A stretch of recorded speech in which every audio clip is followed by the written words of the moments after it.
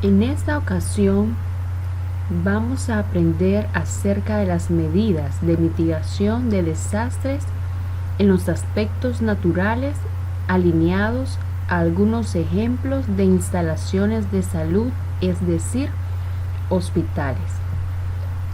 Vengo a explicarles el documento un poco más resumido acerca de los elementos que han sido dañados y los mecanismos para mejorar estos elementos y que sean de beneficio para los usuarios. Podemos observar en la imagen el colapso parcial de un hospital en Japón en 1995 y podemos ver que en realidad el daño es casi total. Se ven columnas, se ven entrepisos que están totalmente dañados debido al impacto de un terremoto. El terremoto se puede medir mediante escala de Richter, que es la magnitud del sismo, o mediante la escala de Mercalli, que es la intensidad del movimiento sísmico. Hay parámetros que modifican la textura o el suelo. Esto depende de la flexibilidad que tiene, la profundidad del estrato adecuado, el potencial de licuefacción o los deslizamientos de taludes.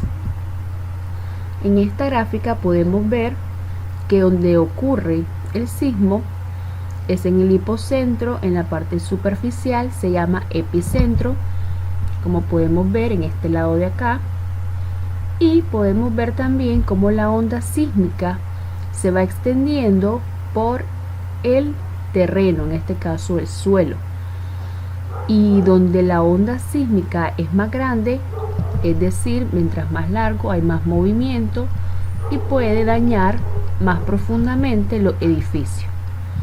Si se encuentran en un suelo blando y los edificios que están en un suelo firme, estos son afectados más levemente. Aquí podemos ver un ejemplo de un edificio que ha sido inhabilitado debido al cambio total en su estructura, donde el suelo blando ha permitido que el edificio prácticamente quede su primer piso soterrado. Este es un ejemplo de deslizamientos que se dan en laderas, en colinas o en cerros. Y esto lo podemos encontrar cuando hay lluvia, cuando hay movimientos bruscos en la tierra, en áreas de minas, o cuando ha ejercido despale en la zona. Puede ser por aspectos humanos o puede ser por aspectos naturales que se puede crear un deslizamiento. El problema es que el deslizamiento, si se da en zona urbana donde hay edificios, tiende a dañar bruscamente las estructuras, incluso a poder crear muertes. Podemos ver acá un ejemplo de algunas tipos de zapatas y cómo estas zapatas están sometidas a una cantidad de fuerzas. Como aprendimos el día anterior, están sometidas a tensión en un terremoto, en un deslizamiento, en diferentes agentes naturales, se someten en ese momento a diferentes esfuerzos. Por ejemplo, se tensionan, se compresionan en el mismo segundo, tienden a moverse de manera brusca hasta ejercer fuerza cortante, incluso hasta se torsionan y se flexionan, y muy raramente pues un elemento estructural va a soportar todos esos movimientos bruscos o esfuerzos bruscos mediante ya sea terremoto o deslizamiento. Entonces el daño producido en los elementos estructurales, cuando el movimiento es demasiado fuerte y el elemento estructural no fue diseñado para poder responder adecuadamente ese tipo de de carga en él, de peso extra y de deformaciones y de otros esfuerzos que se le están aplicando, entonces es ahí donde se da el daño, ¿verdad?, en los elementos estructurales. Podemos ver en esta imagen que realmente vemos el daño ejercido en las columnas, aunque son de mayor grosor, podríamos afirmar de que no iban a ser dañadas, pero en este caso fueron sometidas a esfuerzo cortante y la columna no es diseñada para poder soportar un esfuerzo de corte, sino para soportar la compresión del peso de arriba y abajo, y es por esto que esta tiende a fallar cuando se da un tipo de estos elementos o sobrecargas climatológicas o naturales sobre él. Podemos ver acá el movimiento que se ejerce en las vigas y columnas en un edificio en el momento de un sismo o de cualquier agente. Aquí podemos ver qué pasa entonces cuando se desliza o se inclina una estructura, entonces tiende a colapsar totalmente o parcialmente el edificio. Podemos observar que la estructura azul representa cuando hay un movimiento en X, es decir, en una sola dirección.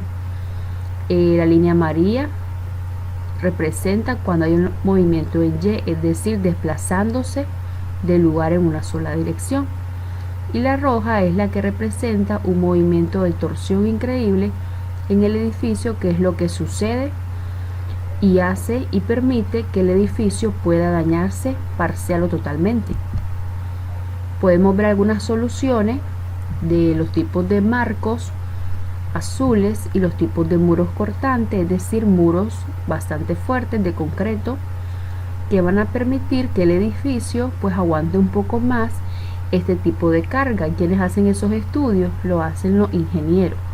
También elementos diagonales y triangulares en el recorrido de los pisos, en este caso del edificio, para poder permitir mayor estabilidad.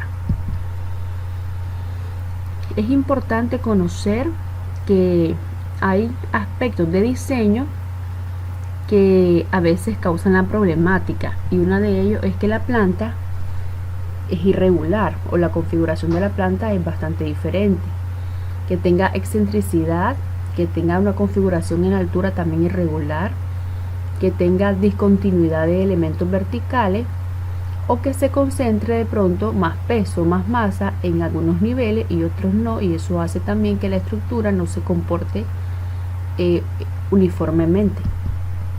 Aquí podemos ver entonces la irregularidad de la planta, cuando la planta o la vista, ¿verdad?, en altura, la vista desde arriba aérea, nos muestra que la forma son varios elementos geométricos unidos entre sí hasta formar diferentes formas. Entonces eso, al no tener junta de expansión, está permitiendo irregularidad en esa forma, y es ahí, en esas uniones, donde tiende a dañar el edificio, donde tiende a recaer el mayor daño sobre él, tanto a nivel estructural como a nivel total. Podemos ver ahí donde se recarga entonces en esas uniones, y donde debería tener juntas, decíamos, una separación considerable entre cada figura geométrica para que el edificio se pueda comportar bien ante un elemento.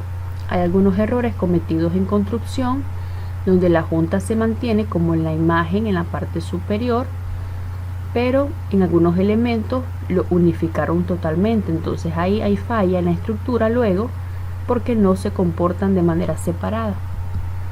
Podemos ver también cuando a veces en un edificio se le coloca un área vertical o lo que es un ascensor que tiene mucho peso en una sola parte, entonces eso hace que una parte del edificio pese más que la otra, y es ahí cuando se recarga entonces la carga del peso en una parte del edificio y tiende a dañarse, ya sea por ascensores, ya sea por otros elementos verticales como graderías, o ya sea por muros en una área como la parte morada, y tal vez que en otras áreas no. Entonces hay inestabilidad en lo que es el peso repartido. Por eso es bueno escoger el sistema estructural y decir, mi sistema estructural va a ser unificado esqueleto, o va a ser marco, o va a ser membrana, o va a ser cercha directamente, y que todo sea uniformemente repartido, y así se comporta el edificio uniformemente. Aquí podemos ver un ejemplo de diferentes formas, donde se mira que ahí al fondo está un elemento vertical en el edificio, y vemos que en esta parte hay un muro, y en las otras partes pues hay ventanitas y formas diferentes, lo que hace que el edificio pues tenga irregularidad en su apariencia. Cabe señalar que arquitectura tiene que ser creativa, arquitectura tiene que ser bastante evolucionada, original, y los ingenieros pues nos ponen un poquito de trabas en lo que es la configuración de nuestros diseños, pero el trabajo de ellos entonces sería pues tratar de calcular un diseño apto para poder resistir nuestras formas irregulares, y al mismo tiempo pues alguna inclemencia del tiempo y de la naturaleza. Estas formas pues para ellos son bastante riesgosas, y de hecho sí lo son, pero pues tendríamos que asegurar que sea una estructura bien estable y construir con los materiales adecuados según las normativas nicaragüenses e internacionales en los materiales de construcción y el proceso constructivo, para que se puedan crear atractivos diseños manteniendo formas, ¿verdad?, agradables al ojo humano y también a la seguridad. Podemos ver ahí un ejemplo de un edificio antes y después, dañado por sismo. Este otro también, cómo falló en esa área donde hay más carga, en este caso los ascensores.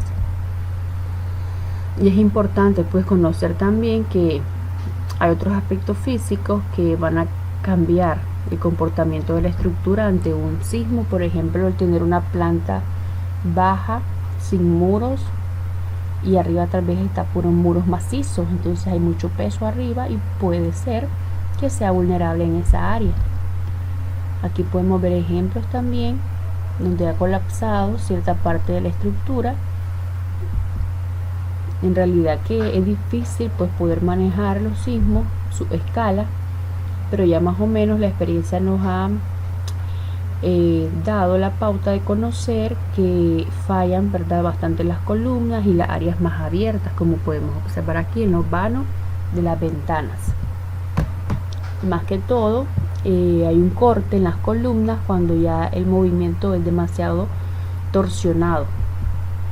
Aquí podemos ver la importancia también de mantener la separación entre los edificios, que eso permite que no haya choque en el momento de cualquier movimiento inclemente que se pueda dar. Ahí podemos ver la aplicación, que para unos edificios pues no tan altos se les dejó esa separación, pero en realidad si fueran torres más altas como las de los países actuales del primer mundo, entonces es necesario dejarle más espacio porque hay más movimiento entre sí. Podemos ver, ¿verdad?, cómo están reforzando un edificio que ya existe con muros para darle más estabilidad y que no pueda ser dañado básicamente cuando tenga un movimiento fuerte. Aquí tenemos otro refuerzo que se le ha añadido para poder asegurar un poco la estructura. Formas triangulares de acero. Aquí también formas diagonales que crean triángulos de refuerzo de acero para asegurar parte del edificio. Aquí podemos ver otra configuración en toda esa línea vertical de acero que se está añadiendo para que el edificio tenga mayor seguridad y estabilidad estructural.